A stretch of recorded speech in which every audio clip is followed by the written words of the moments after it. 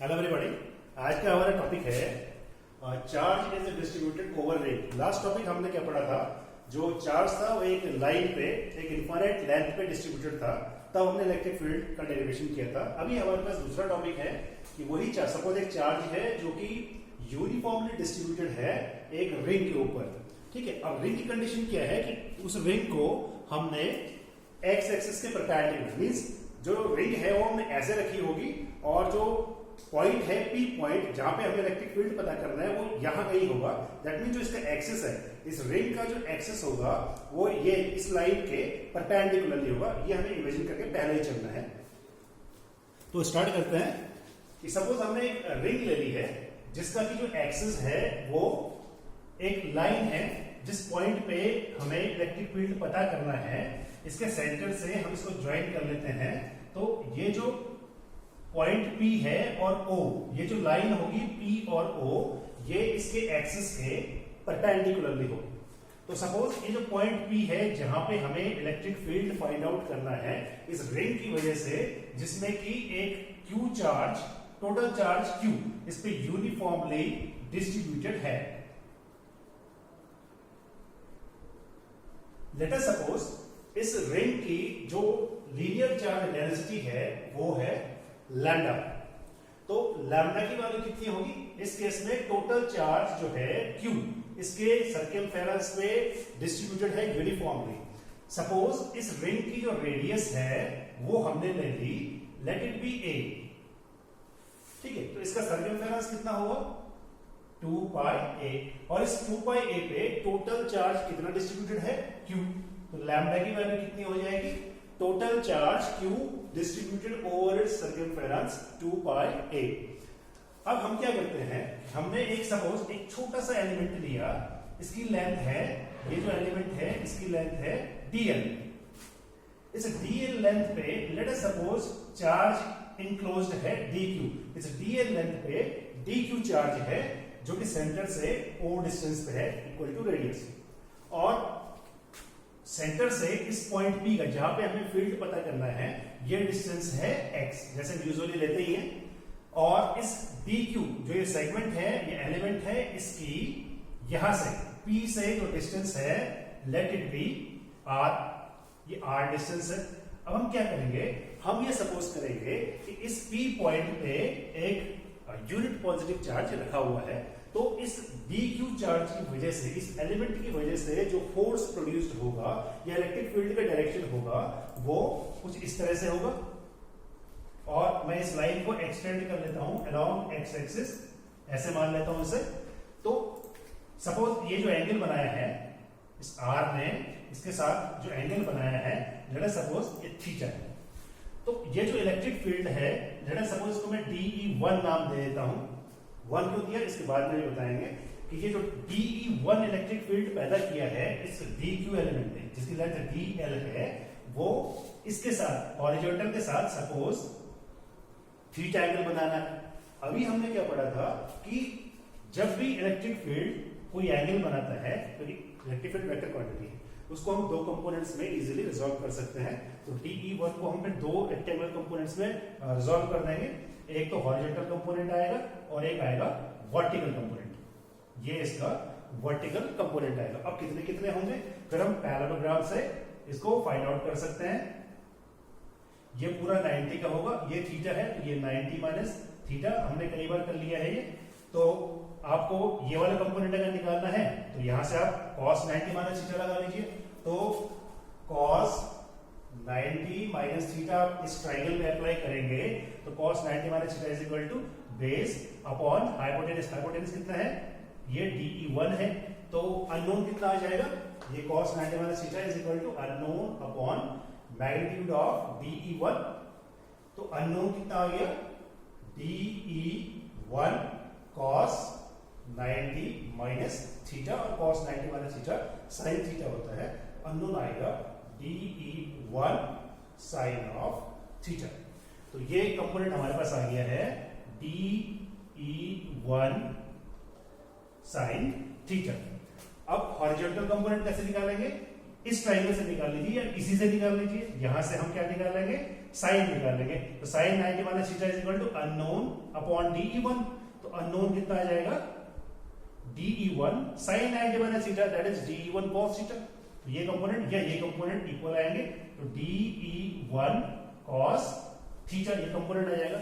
या इस ट्राइंगल से निकाल लीजिए। अब ये जो ऊपर वाला ट्राइंगल है, यहां से डायरेक्ट लाइन क्या लगा लेंगे, cos theta. cos theta is equal to base over hypotenuse. तो बेस कितना आएगा, हाइपोटेनियस इनटू cos थीटा। तो ये कंपोनेंट अल्टीमेटली हमारे पास आ गया है DE1 cos theta due to DE1। तो DE1 के दो कंपोनेंट आ गए, DE1 sin थीटा और DE1 cos थीटा। अब क्या करेंगे अगले स्टेप में, ठीक इसके इस DL एलिमेंट के डायमेट्रिकली अपोजिट, ठीक इसके डायमेट्रिकली अपोजिट एक दूसरा एलिमेंट लेंगे इक्वल लेंथ का। इस एलिमेंट की लेंथ भी DL होगी और सपोज इसमें चार्ज भी उतना ही है जितना कि इस एलिमेंट पे था, दैट इज DQ। ये डिस्टेंस सेम रहेगी क्योंकि रेडियस है सर्कल की, तो ये कितना होगा, A ही रहेगा। और क्योंकि ये पॉइंट हमने ठीक डायमेट्रिकली अपोजिट किया है, तो इस DL एलिमेंट की डिस्टेंस इस P पॉइंट से भी सेम ही होनी चाहिए। तो ये एग्जैक्टली सेम होगा। हम इसको अगर एग्जैक्टली ड्रॉ करें, तो ये डिस्टेंस भी R के ही इक्वल होगी। अब यहाँ पे प्लस चार्ज DQ रखा हुआ है, यहाँ पे यूनिट चार्ज रखा हुआ है, तो इस DQ की वजह से P पॉइंट में जो इलेक्ट्रिक फील्ड का डायरेक्शन होगा, अगेन वो क्या होगा, आउटवर्ड होगा, इस डायरेक्शन में होगा। और इसके हमने सपोज इस फील्ड को नाम दिया है DE2, इसको मैंने DE2 नाम दे दिया है। सपोज मैंने इसको DE1 दिया था, इसके हमने दो कंपोनेंट कर लिए थे, ये DE2 है। तो वैसे ही जैसे थीटा था, बाकी सब प्रॉपर्टी सेम है। ये डिस्टेंस R है, यहाँ भी डिस्टेंस R थी, ये डिस्टेंस चेंज नहीं हुई है, ये भी x रही है, और ये रेडियस इसके सर्कल की A थी, तो वो भी A ही है। इसका मतलब ये एंगल भी एग्जैक्टली वही होगा जो ये एंगल था थीटा। तो इस DE2 को मैं फिर से, ये एंगल थीटा होगा, तो DE2 थीटा एंगल पे ऑपरेट हो रहा है हॉरिजॉन्टल के साथ, तो इसके भी दो कंपोनेंट होंगे, एक हॉरिजॉन्टल आएगा और दूसरा वर्टिकल। तो वर्टिकल को ऐसे बार कर लेता हूं, तो ये सपोज DE2 और इसके साथ कौन सा कंपोनेंट आएगा वो भी देखते हैं कितना आएगा। ये थीटा है, हम इसको 90 माइनस थीटा एज्यूम कर लेंगे और पैरेललोग्राम से हम फिर से ये कंपोनेंट निकाल सकते हैं। तो ऑब्वियसली फिर से इस डायरेक्शन कौन सा आएगा, cos theta is equal to base upon DE2।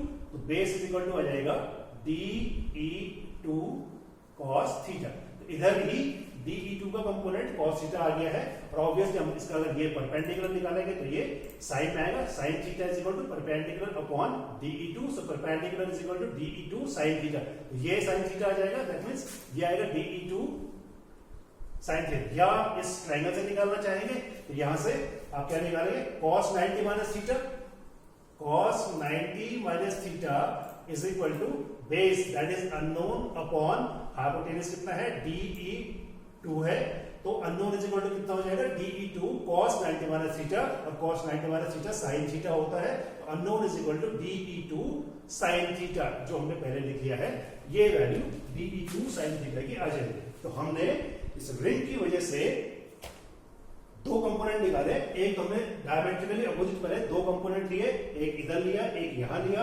हमने इनका नेट इलेक्ट्रिक फील्ड निकाला, उसके दो पार्ट कर दिए, हॉरिजॉन्टल एंड वर्टिकल। फिर दूसरे का लिया, इसका भी हॉरिजॉन्टल एंड वर्टिकल। अब यहां पे देखते हैं जो कंपोनेंट्स आ रहे हैं क्या एक दूसरे को कैंसिल करते हैं या नहीं करते हैं। उसके लिए हमें पहले जो DE की वैल्यू है, चाहे वो DE1 हो या DE2 हो, उसकी वैल्यू को पता करना पड़ेगा। तो सपोज जो इलेक्ट्रिक फील्ड है DE1 को ले लेते हैं कि DE1 की वैल्यू कितनी आ रही है।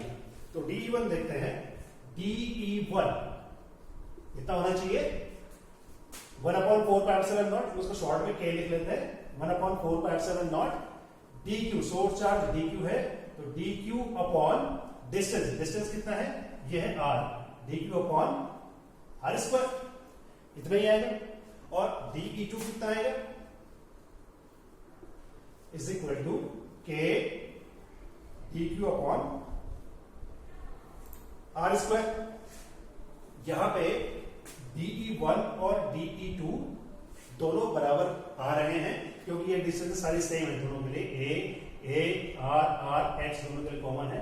तो ये दोनों वैल्यू जो है मैग्नीट्यूड में DE1 और DE2 दोनों का मैग्नीट्यूड बराबर ही है। ठीक है, तो जो हम अभी इसको एक्सप्लोर करेंगे कि ये कैंसिल कैसे होंगे, पहले हम इसको सॉल्व कर लेते हैं। हमने एक इक्वेशन पहले लिखी थी कि लैम्डा इज इक्वल टू, हमने लिखा था Q charge distributed over 2 pi ए, और वहीं से हमने लिया था लैम्डा इज इक्वल टू इस केस के लिए D Q upon D L. तो हमने यहां पे देखा था कि DE1 की वैल्यू निकालने वाले, उसके लिए हमें चाहिए होगा लीनियर चार्ज डेंसिटी। तो linear charge density is equal to, हमने इसके लिए कितना लेना है dq अपॉन dl, और पूरी रिंग के लिए जो हम लेंगे वो आएगा q अपॉन 2 पाई। तो इन दोनों को जब हम सॉल्व करेंगे तो dq upon dl is equal to q upon 2 pi a, या dq is equal to q upon 2 pi a into ये dl यहां चला जाएगा। सपोज ये क्वेश्चन नंबर 1 है। अब हम DE1 की वैल्यू को निकालते हैं, तो DE1 इज इक्वल टू ये आ जाएगा k, हम 1/4 का एप्सिलॉन नॉट को k लिख लेते हैं पहले, k इंटू सोर्स चार्ज हमारे पास dq है और डिस्टेंस है r, तो r का स्क्वायर हो जाएगा। अब इस dq को इसमें रिप्लेस कर देते हैं, तो DE1 is equal to k, dq is equal to q upon 2 pi a into dl upon r square. ये हो गई इक्वेशन नंबर 2। अब यहां पे देखिए कि DE1 और अगर DE2 निकालेंगे तो वो भी सेम आएगा, k into Q upon 2 pi a dl upon 2 r square, ये भी सेम आएगा। दैट मींस DE1 और DE2 जो मैग्नीट्यूड है, DE1 और DE2 का जो मैग्नीट्यूड होगा वो एग्जैक्टली इक्वल होगा। तो जो ये वर्टिकल कंपोनेंट्स हैं DE sin थीटा और DE2 sin थीटा, ये दोनों कैंसिल हो जाएंगे, because DE1 is equal to DE2 और डायरेक्शन दोनों का बिल्कुल अपोजिट है, ये कैंसिल हो जाएंगे। तो P पॉइंट पे, इस पॉइंट पे जो नेट इलेक्ट्रिक फील्ड आएगा इस पूरी रिंग की वजह से, वो क्या आएगा, ओनली x ये कंपोनेंट्स जुड़ेंगे। बिकॉज आप एक एलिमेंट यहां लेते हैं तो उसकी वजह से P पॉइंट पे जो फील्ड आएगा ठीक इसका डायमेट्रिकली अपोजिट आपको यहां लेना पड़ेगा दूसरा एंड, इसकी वजह से फील्ड फिर ये ऐसे क्रॉस में जाएंगे, तो x कंपोनेंट फिर से कैंसिल हो जाएंगे, और सॉरी y कंपोनेंट कैंसिल हो जाएंगे और x कंपोनेंट इसके ऐड होते जाएंगे। तो ये सारे रिंग के लिए पूरा प्रोसेस ऐसे चलता रहेगा। दैट मींस जो टोटल इलेक्ट्रिक फील्ड आएगा E नेट, इस पूरी रिंग की वजह से P पॉइंट पे वो आएगा इंटीग्रेशन ऑफ जो ये आपके हॉरिजॉन्टल कंपोनेंट्स हैं DE1 या 2 कुछ भी लिख लीजिए, मैं DE1 is equal to DE2 is equal to, suppose से DE लिख लेता हूं, ये DE की इक्वल है, तो ये DE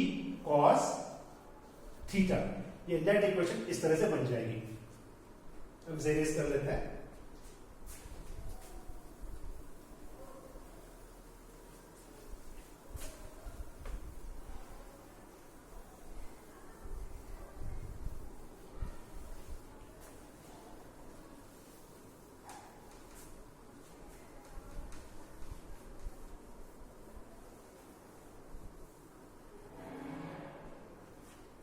तो ये हमारे पास इक्वेशन आ गई है E net is equal to integration. अब यहां पे लिमिट्स किसकी आएंगी, देखिए DE कितना है, K into Q upon 2 pi a dl upon r square, ये तो वैल्यू हो गई DE की, Q upon 2 pi a dl upon r square, ये तो वैल्यू आ गई DE की, और यहां पे आ जाएगा cos थीटा, ये टर्म cos थीटा का आ गया।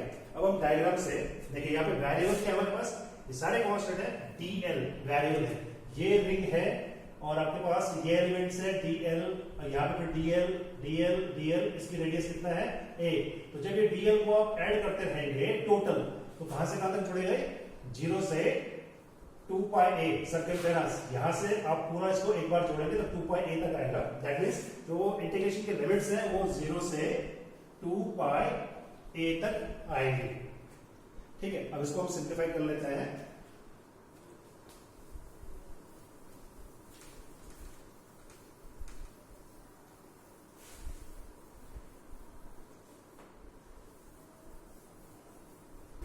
Electric field E net is equal to हमारे पास आ जाएगा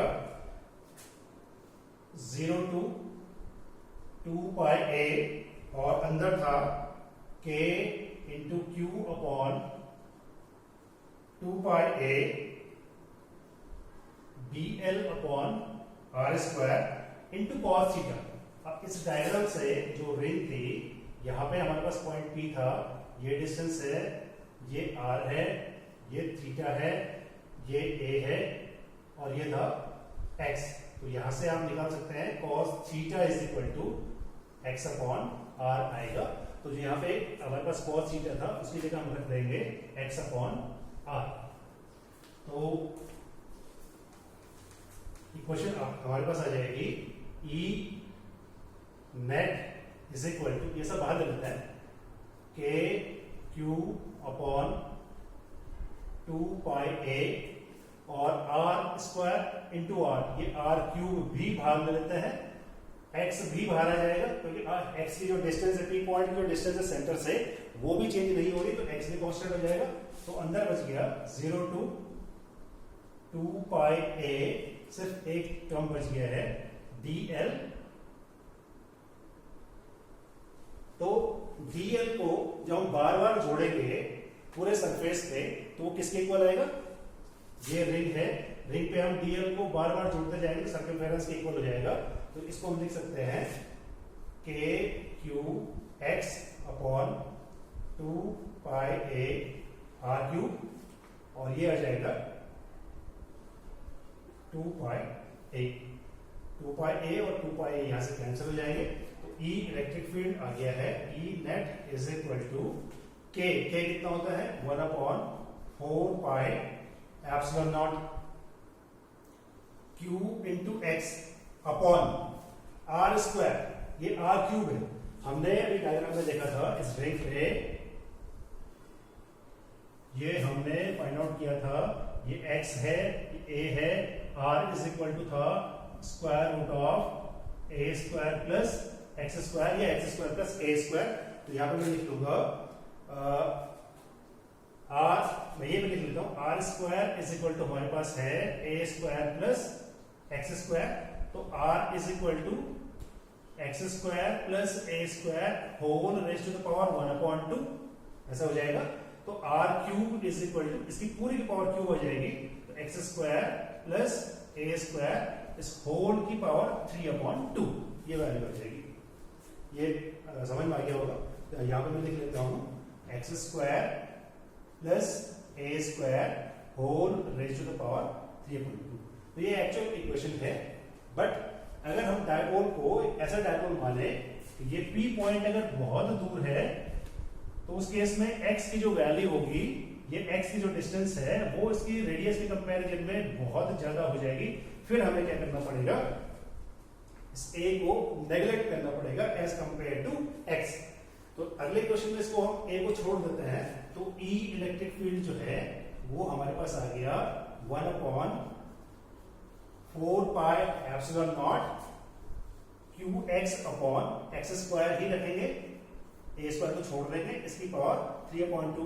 तो 2 और 2 इसका कैंसिल हो गया, तो अगली इक्वेशन आ गई, this is equal to 1 upon 4 pi epsilon naught Q into X upon, ये 2 कैंसिल हो गया, ये आ गया एक्स क्यूब, एक्स के एक पावर कैंसिल हो जाएगी, तो नेट रिजल्ट आ गया